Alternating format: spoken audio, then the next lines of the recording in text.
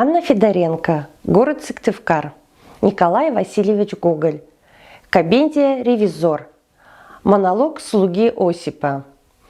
Лихо матери, есть и гэдак хочется, и у череви трескат такие, быцем целый полк затрубил у трубы.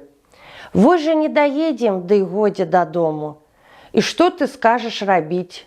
Другі месяц пайшоў, як уже з Піцеру. Прамантачыў па дарозе грошыкі голубок. Цяперачы сядзіць, і хвост пад сябе, і ані кіпіць. А стала б, і аж надта стала б на прагоны.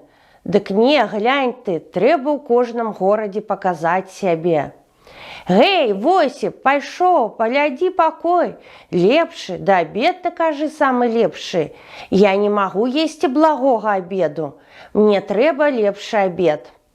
Палазе, каб было за праўды, што людскае, а гэта ж алюстратюшка, звычайнесенькі. І з праезджым знаёміцца, а тады ў карталюшкі, вось табе і дагуляўся. Гэх, абрыдла такое жыццё. Праўда ж, на сяле лепш. Яно хоць няма публічнасці, дык турботнасці меней. Возьмеш сабе бабу, ды і ляжы цэлы век на пячы і паедай перапечы. Ну хто ж запярэчыць? Ведама, калі пойдзе на праўду, дык жыццё ў Піцеры балазей за ўсё. Былі б адно грошы, а жыццё тонкае і палітыцкае. Кіятры, сабакі табе танцуюць, і ўсё, што хочаш.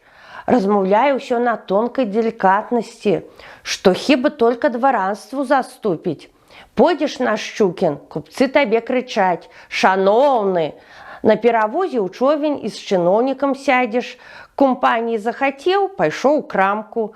Там табе кавалер раскажа пра лягеры і абвесціць, што кожная зорка значыць на небе. Гэтак во, як на далані ўсё чалавек бачыш. Старая афіцерха прыблукаецца, пакаёвачка часам зазірне такая, фу-фу-фу. Галентарная, на як яго ліха абыходжанне. Недалікатнага слоўца ніколі не пачуеш. Кажунушенькі гавораць вы. Ну да, табе ісці, бярэш чалавек размінка і сядзеш сабе як пан. А не хочаш заплаціць? Яму калі ласку, у кожным доме вароты на вылет. І ты гэтак слізганеш, што цябе ніякі чорт не знойдзе. Адно дрэнь, часам слаўна наясіся, а іншым разам адно, што не луснеш ад голаду, як цяперка прыкладам. І ўсё ён вінаваты. Што ж з ім рабіць?